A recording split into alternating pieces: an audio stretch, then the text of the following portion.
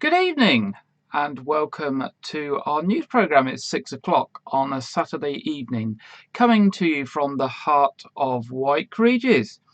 And starting with our news headlines this week, Weymouth RNLI Lifeboat Station has taken delivery of an Atlantic 85 inshore lifeboat, which will replace the ageing Relief Atlantic 75 lifeboat that we have had for a while. This is the inshore lifeboat, not the big lifeboat.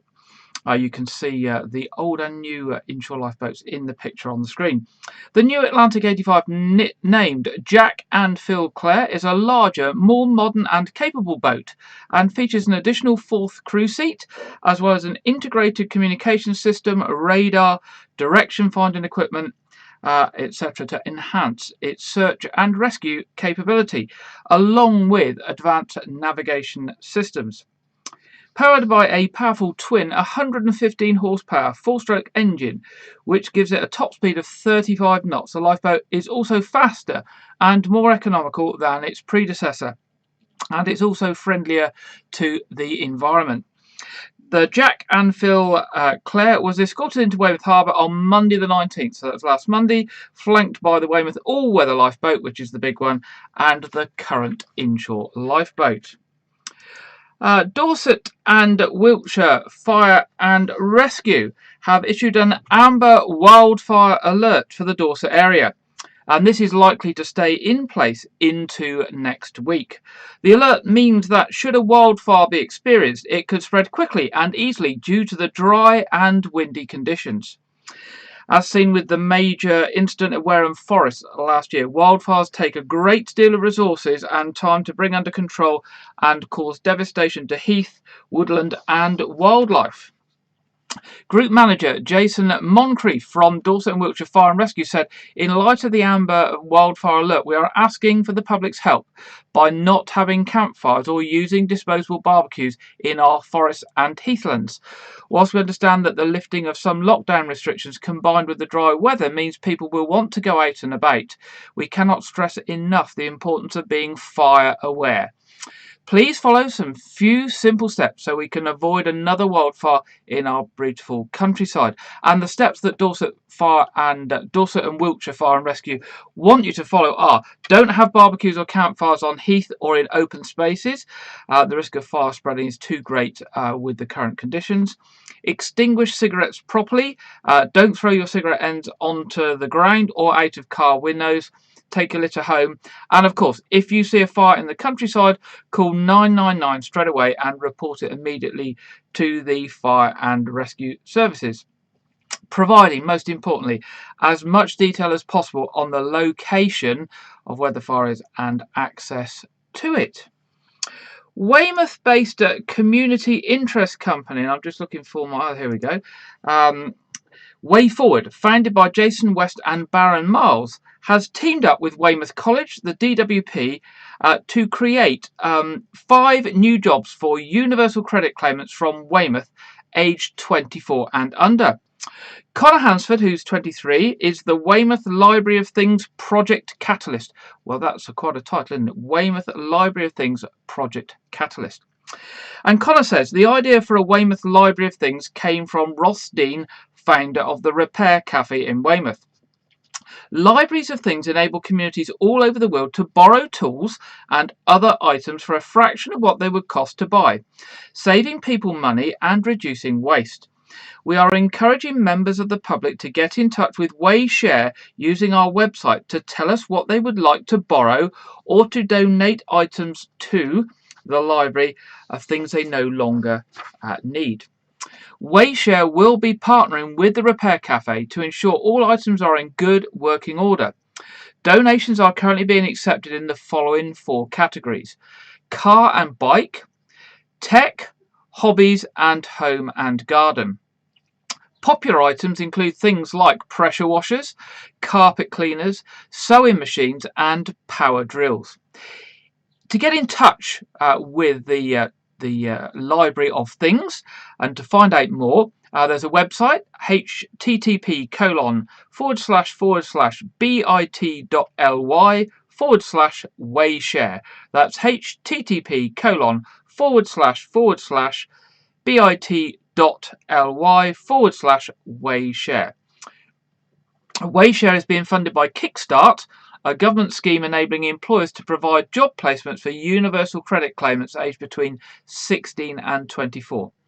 And Connor hopes to make his role sustainable by August this year when the scheme ends. That basically means he's hoping he's going to be able to make it pay and continue. And we wish Connor all the best with that.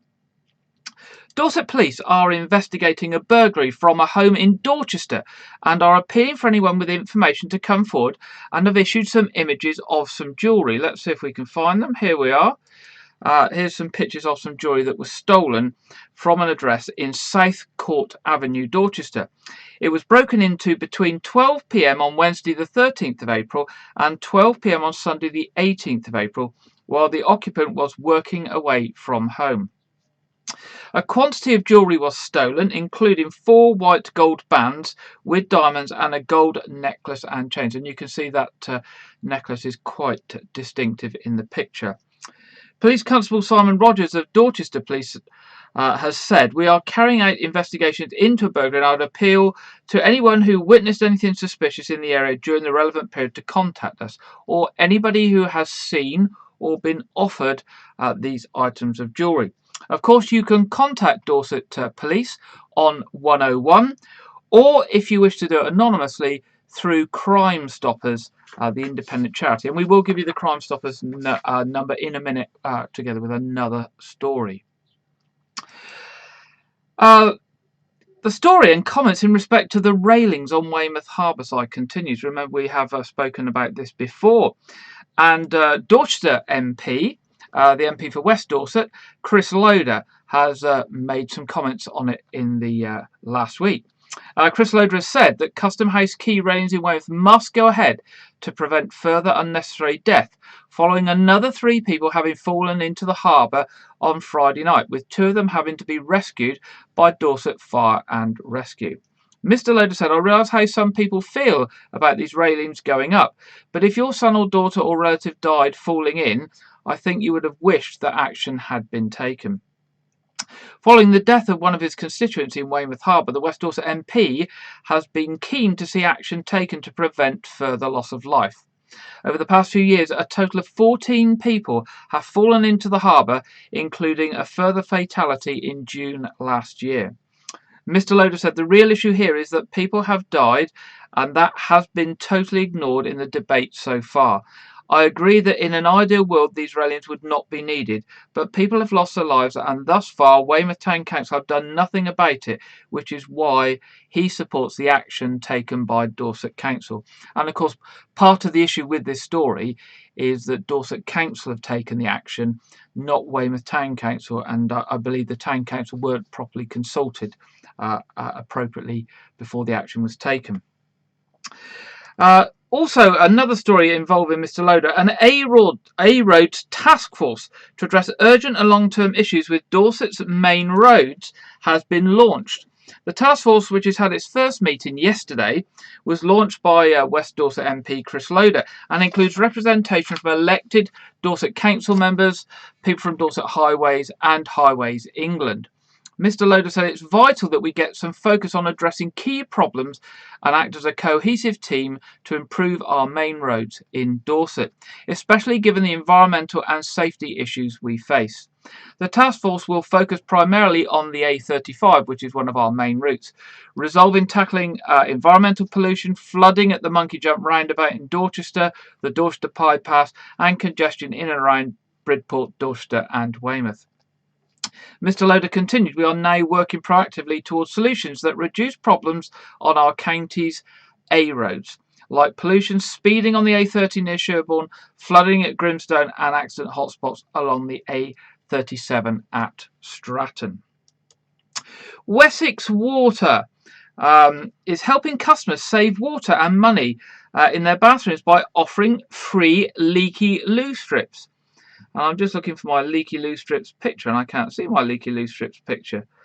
Oh dear, I can't show you what a leaky loo strip looks like. Well, maybe I'll show you another week what a leaky loo strip looks like. But a leaking toilet can waste 200 to 400 litres of water a day. If you're on a water meter, this could cost you up to £300 extra a year. Leaky loo strips are among the water-saving devices available to customers supplied by Wessex Water as part of their Get Water Fit scheme and calculator. Kathy Thornton, who's the Customer Insight and Environmental Manager at Wessex Water, said water trickling down the back of the toilet pan is often silent, so it's common for leaking toilets to go unnoticed. We recommend checking your toilet regularly to see if you have a leak. If you find one, you should contact a plumber to come and fix it as soon as possible. Also, by signing up to the Get Water Fit scheme, our handy water calculator, customers can order free leaky loo strips to help them detect toilet leaks, as well as finding out about other ways to save water around the home and garden.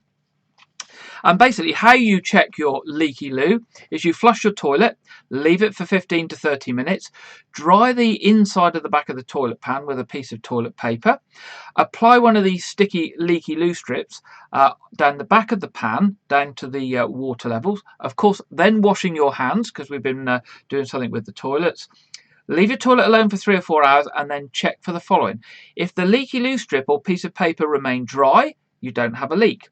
If the leaky loo strip has changed in colour or the piece of paper has become wet, you most likely have a leak. If you want more information about leaky loo strips or their Get Water Fit calculator and advice, pop along to the Wessex Water website at www.wessexwater.co.uk/getwaterfit. So that's www.wessexwater.co.uk/getwaterfit. I expect if you just type Wessex Water in Google, you'll get to their website, and I'm sure there'll be something on the home page about the Get Water Fit calculator. Back to Dorset Police. They're investigating a multi-vehicle collision on the A35 near Winterbourne Abbas, in which serious injuries were caused to several people. And they're appealing for witnesses and anyone with dash cam footage to come forward. Now, quite often these days, because a lot of cars have the cameras in the front of them, the police are finding it very helpful to have access to this footage in times of accident and incidents. At 4:10 yesterday, that's Friday the 23rd of April, a 5-vehicle collision occurred on the A35 at Winterbourne Abbas, involving a grey Triumph motorcycle, a black Aprilia motorcycle, a bronze Nissan pickup, a silver Kia Sportage and a grey Volkswagen Transporter. It sounds very, very nasty. The rider of the Triumph, a man aged in his 50s and from Marlborough in Wiltshire, was airlifted to Southampton General Hospital with life-threatening injuries. The rider of the Aprilia, a man aged in his 50s from Bristol, sustained potentially life-changing injuries and has been airlifted to Southmead Hospital in Bristol. One other person sustained minor injuries. Police Sergeant Lee Savage of the traffic unit said, "An investigation into this collision is now underway, and I'd like to ask anyone who witnessed the incident or who has dash cam footage and hasn't spoken to officers to please get in touch. Particularly interested to hear from anyone who witnessed the 2 motorcycles being ridden eastbound along the A35 from Bridport to Winterbourne Abbas prior to the collision, and especially if they have dash cam footage." Again, you can get hold of Dorset Police on this and the other incident by calling them on 101, or if you wish to speak and pass information anonymously, you can contact them via the Crime Stoppers charity on free phone, so you don't even have to pay, 0800 555 111. That's Crime Stoppers on 0800 555 111. Story for the NHS now. A location has been highlighted in Weymouth for a possible new Weymouth hospital. Land near the ambulance station off of Mercery Road was identified as the best location, although most of the area is now planned for shopping and restaurant scheme expected to start later this year. Other possible plots have been identified behind the ambulance station or adjacent to it, owned by New Look, although neither is currently on the market. Sites elsewhere in the town were also up for consideration, although it has not been revealed where. Other options for Weymouth include refurbishing and improving the existing community hospital, demolishing most of it and rebuilding it on the same site, or selling the land for development. With many apartments already in that area, it's thought unlikely that there would be major objections to redeveloping the current hospital site. Although a new hospital is still far from certain, if funding can be found, there remains a commitment from Dorset's health bosses to improve local health facilities. However, the long-term proposals for Weymouth and other health sites in the county will all depend on winning support from the NHS at a national level, attracting massive amounts of government funding. All options are thought to be at least 5 years away, and without government cash, will not even get off the ground. So we can hope there that hospital services in Weymouth may be improved if funding and schemes allow in the future. And finally, in our headlines today, work has started on the demolition of the historic Ferry Bridge pub to prepare for the transformation of the site into luxury accommodation. The Ferry Bridge pub was originally built in 1890, and its original use was to collect tolls from people crossing to Portland, and later it became a public house. Despite being a very popular pub, planning permission for a change was given by Dorset Council in 2018, and now the premises is about to be knocked down to make way for a complex of 29 flats and a new restaurant or pub. Workers have arrived on site this week, and demolition of some of the external parts of the premises have already started. The premises have been empty for a few years and having been derelict with broken windows and look in a very sad state. Local residents have in the past submitted a petition to stop the development, but to no avail. And recently the developers, Ferry Bridge Limited, have submitted a new application with some minor changes in respect of the doors and windows in the development and an internal courtyard. And the revised application shows now a cafe or pub or restaurant or similar in the same vein as the original.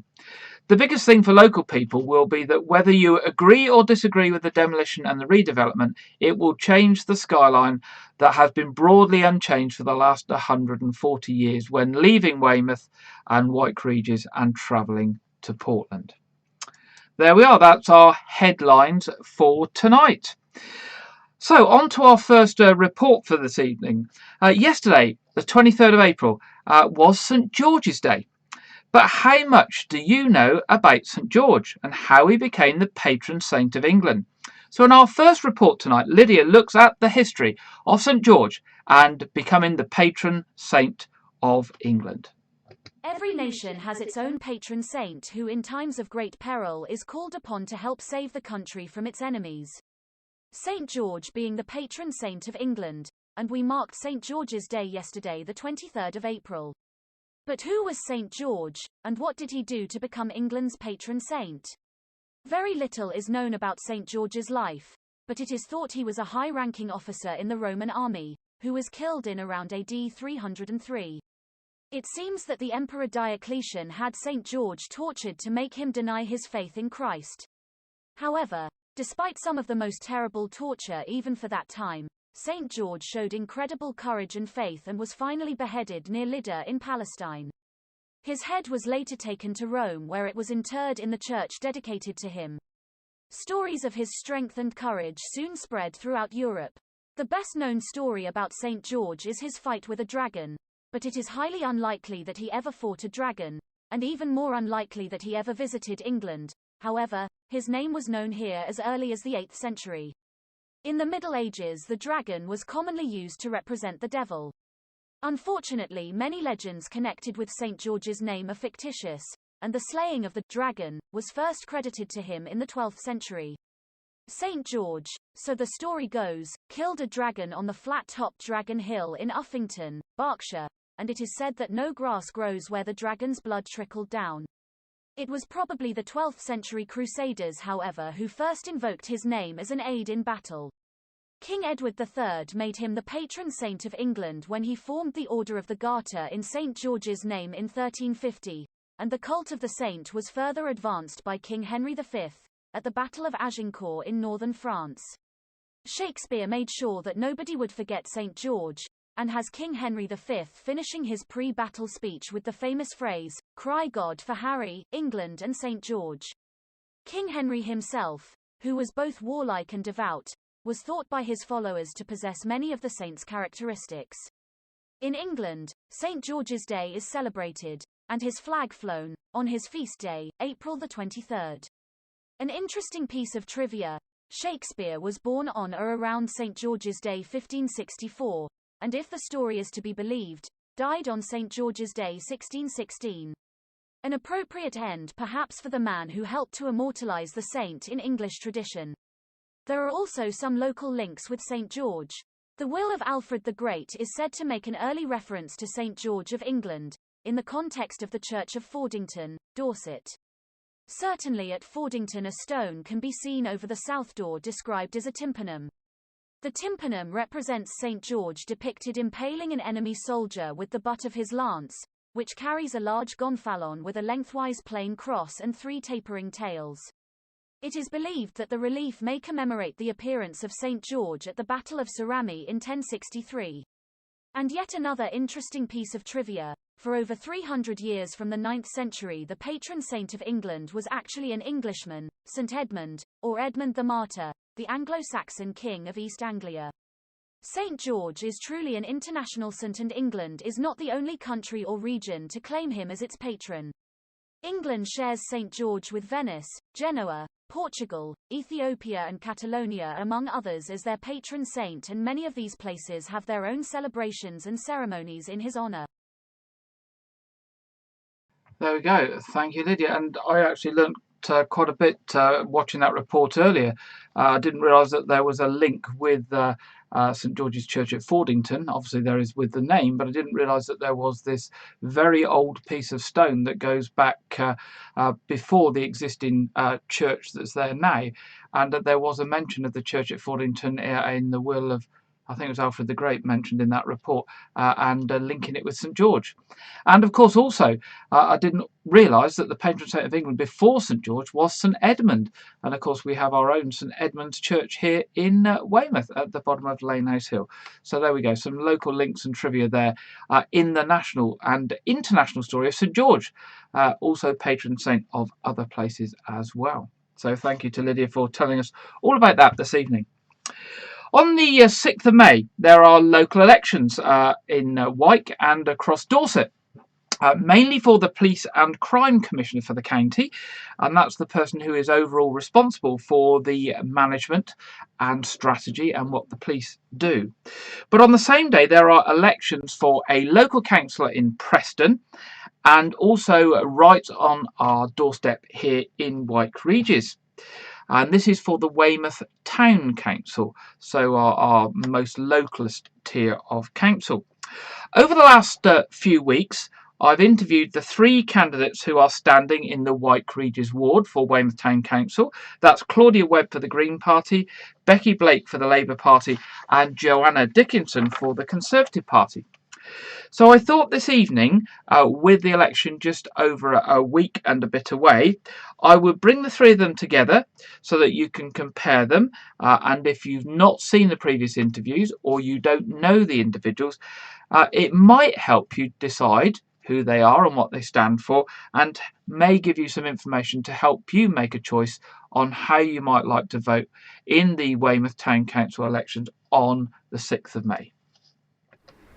In a week and a half's time, on the 6th of May, the people of Wyke Regis will be going to the polls to vote for a local councillor in the town council elections. There are 3 candidates standing in Wyke Regis: Claudia Webb for the Green Party, Becky Blake for the Labour Party, and Joanna Dickinson for the Conservative Party. Over the last few weeks, we've interviewed in detail each of those candidates, and I thought this evening, as a way of a refresher in the run-up to the election, that we would bring some of the comments of those candidates together for you to reflect on.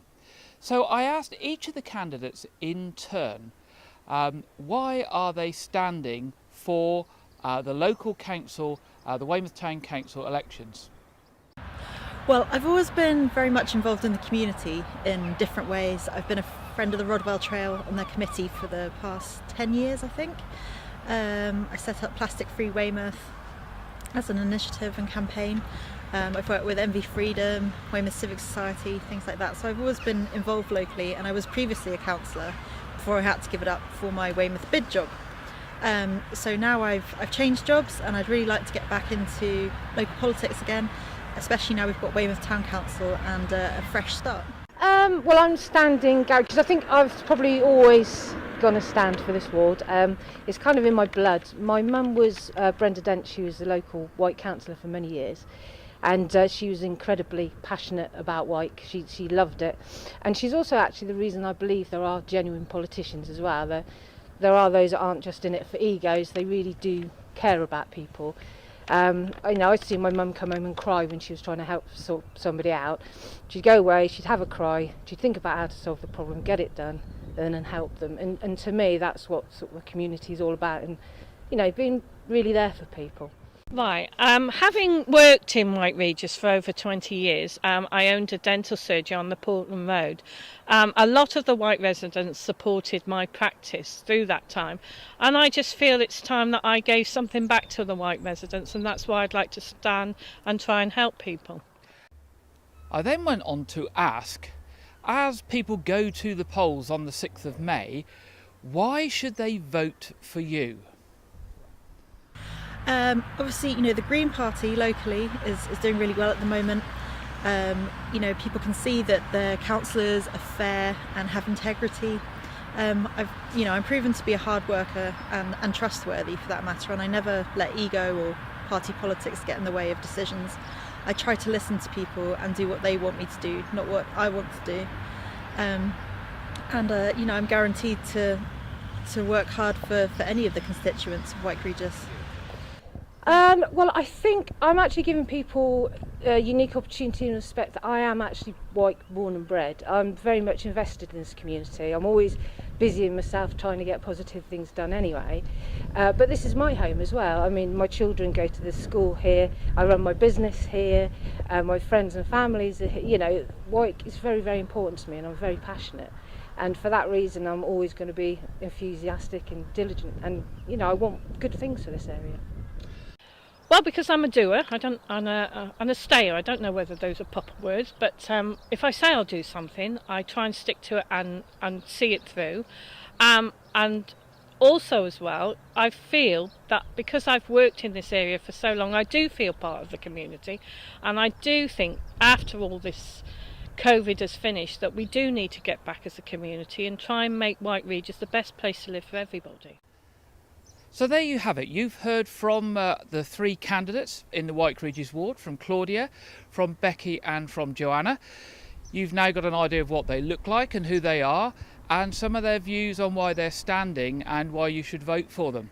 It's now over to you, and of course local councillors fulfil a very important role in the community. So I would urge you all to make sure you go out and use your vote on the 6th of May and make sure that somebody is appropriately elected to represent the people of Wyke Regis.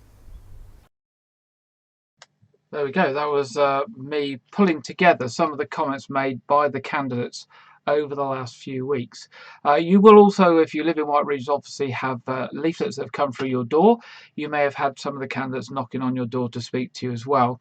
And if you are interested in hearing any more details about them, there was an online event today, the Weymouth Hustings, which was conducted online, and you can search for Weymouth Hustings online on Google, and there's a recording of the questions put to the candidates that got involved in the hustings today on a few more things, including I think the railings on the harbour. So if you're interested, that is there for you to listen to.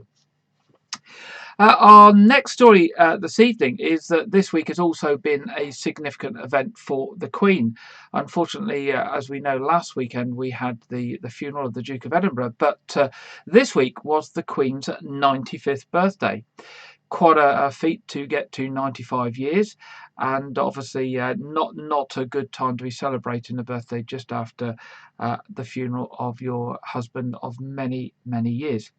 But this week, Janet has looked at the Queen's birthday, and we did plan to do this many weeks ago. So, as Janet will mention in the interview, it wasn't expected the turn of events that happened last week when we were planning to do this interview. Hello. When I agreed to do a piece for the news on the Queen's birthday some weeks ago, I had no idea that by the time we reached that date, she would be a widow and in mourning.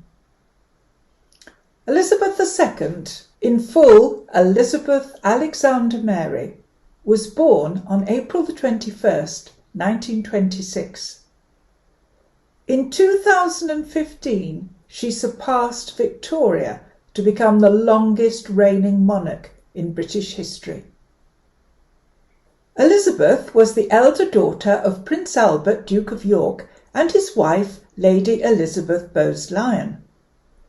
As the child of a younger son of King George V, the young Elizabeth had little prospect of acceding to the throne, until her uncle, Edward VIII, afterwards Duke of Windsor, abdicated in her father's favour on December the 11th, 1936, at which time her father became George VI and she became heir presumptive.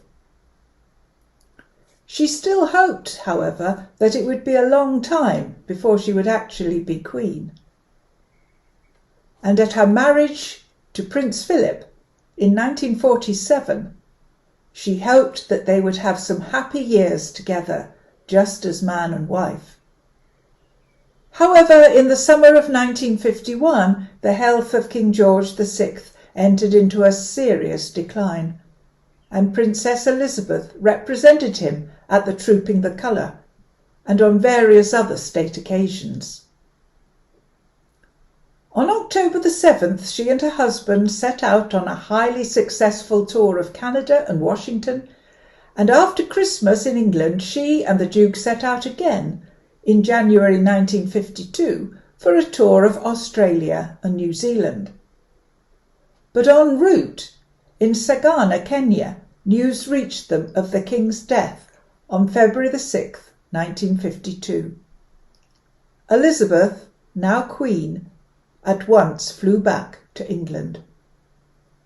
The Queen usually celebrates her real birthday in private with her family, while the fanfare is mostly reserved for her official birthday in the summer. Every year on April the 21st, there are several gun salutes in London at midday. But last year, for the first time in her reign, the Queen's birthday passed without the customary gun salute, in line with her wishes that no special measures were taken while the coronavirus pandemic persisted. This year, the Queen's birthday will pass without gun salute for a second time, as she continues to mourn the loss of her husband, the Duke of Edinburgh. She'll continue to observe that period of mourning until Friday, April the 23rd, and as such is understood to be reluctant to mark this year's anniversary. So she's expected to have a quiet lunch with close family members at Windsor Castle, the details of which will remain private. 95 years is a long time and has seen many changes.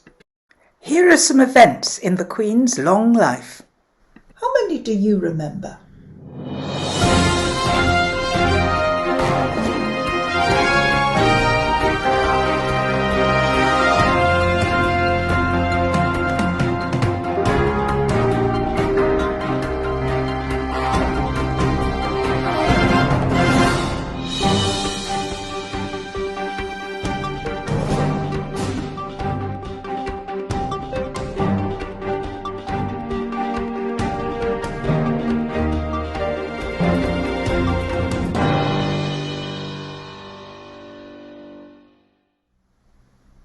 What a time of change.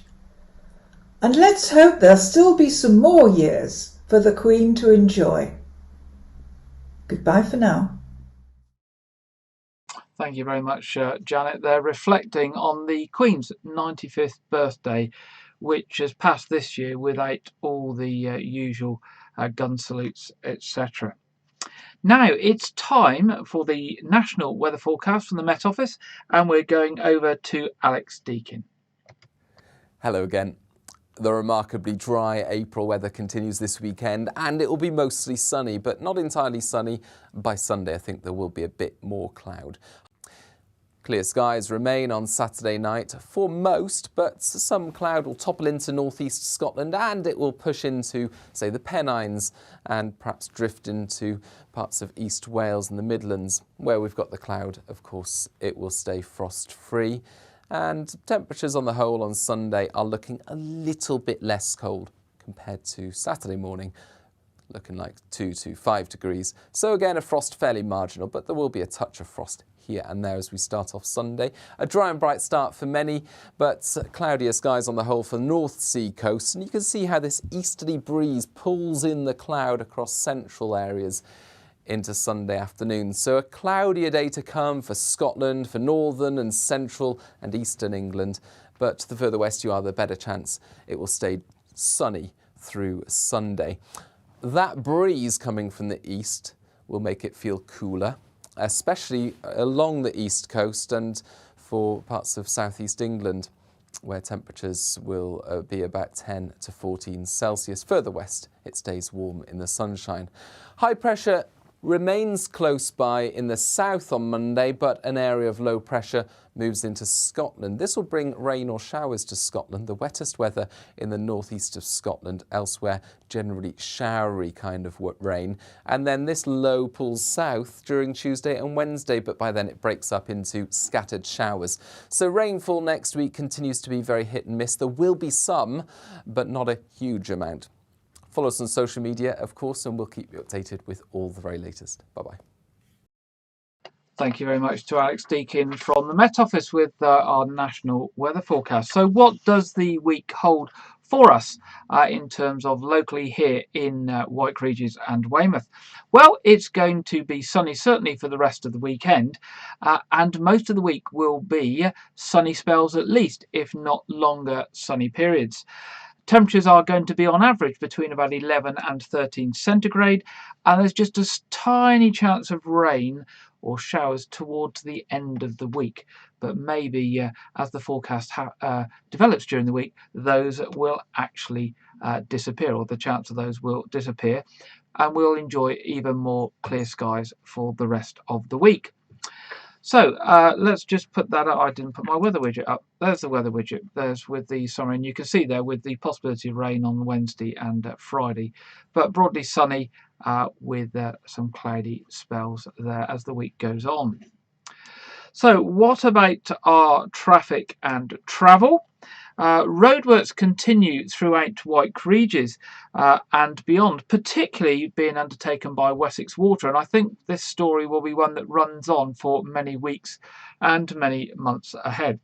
Currently, works are underway in Galway Road and in Mandeville Road in Wyke Regis, where it's hoped that there will be minimal disruption, but anyone who knows Galway Road knows that there's parking down both sides, and that the guys from Wessex Water are trying to work in the road and move vehicles, etc. knows that it will be a bit difficult, particularly in that road.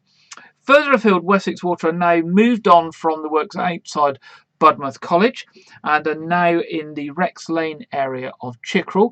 And the comment on Rex Lane is that disruption is likely. So whilst the works in Wyke are not expected to cause disruption, in Rex Lane it is likely that they will cause disruption. On the trains and this weekend and the week ahead, the only thing is a bus replacement service over the weekend between Southampton Central and Poole. Other than that, everything is running as normal as possible at the current time. Moving to what's on, just to say, remember that the Noath Fort is starting to open up again now, and the external areas are open. and when we get to the next change in the government pathway, they will be opening up further. Similarly, the outdoor areas of the Sea Life Centre are open up, and as I think I mentioned last week and the week before, Dorset Arts Week is taking place from the 22nd of May to the 6th of June, and the Nose Fort will be getting involved with that. Do look at the Nose Fort website, do look at the Sea Life Centre website, and of course do look at Weymouth Pavilion website as they start to put up details of shows that will be starting in May and beyond.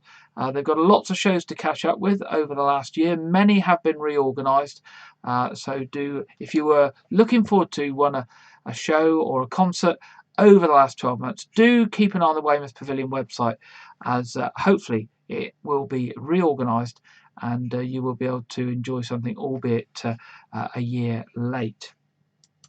Now we're moving on to our film section, and we do try to review a new film each week. Obviously, the number of films coming out is limited, but I am managing at the moment to find new films that are coming out. And this week's movie is The Heights from Warner Brothers. The creator of Hamilton and the director of Crazy Rich Asians invite you to a cinematic event where the streets are made of music and little dreams become big. In The Heights, it lights up Washington Heights. The scent of Cafecito Caliente, no, I wonder what the heck that was, so I've had to look it up. It's hot Cuban coffee. Hangs in the air just outside of 181st Street subway stop, where a kaleidoscope of dreams rallies this vibrant and tight-knit community. At the intersection of it all is the likeable, magnetic bodega owner Yuznavi. Guys, all these big words, isn't it? Played by Anthony Ramos, who saves every penny from his daily grind as he hopes, imagines and sings about a better life. In the Heights fuses Lin-Manuel Miranda's kinetic music and lyrics with director John M. Chu's lively and authentic eye for storytelling to capture a world very much of its place but universal in its experience. In the Heights, which was filmed in New York, primarily on location in the dynamic community of Washington Heights, it's due for nationwide cinematic release by Warner Brothers Pictures on the 25th of June. And this is what it's all about. Once upon a time, in a faraway land called Washington Heights. Say it so it doesn't disappear. Washington Heights! Lights up on Washington Heights. Up at the break of day, I wake up and I got this little punk I gotta chase away. Pop the grate at the crack of dawn, sing while I wipe down the awning. Hey y'all, good morning. Ice cold piragua, cherry, strawberry, and just for today I got my mate. It's a story of a block that was disappearing. The genius is back! Yo, here's your chance. Ask her out right now. Hey! There's something on your shirt.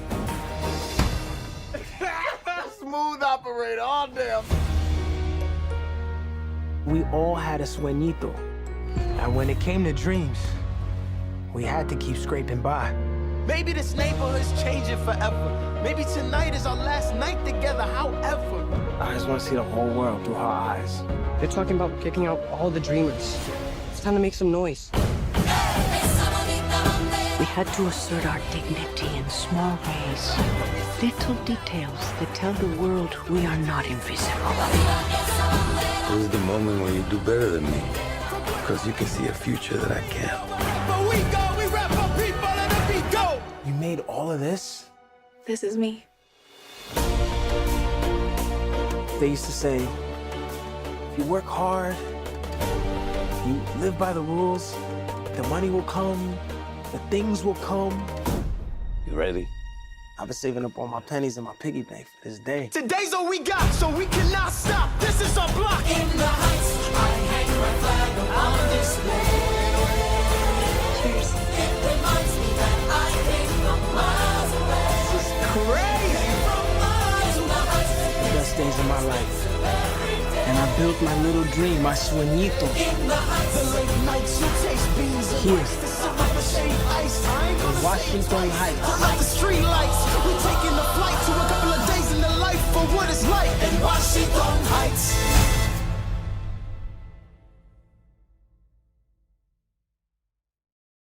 there we go, from Warner Brother Pictures, The Heights, due to come out on the 25th of June this year. Like all other movies, delayed a few times from release during last year. Okay, so what else have we got coming up in the next 24 hours or so? Well, first of all, of course, a reminder that the regular services of All Saints Church are at 9:30 tomorrow morning, and that's live streamed. St Edmund's Church is at 11 o'clock tomorrow. Also, don't forget our quiz at 7:30 this evening, which you're very welcome to join. That's open to everyone and is free of charge.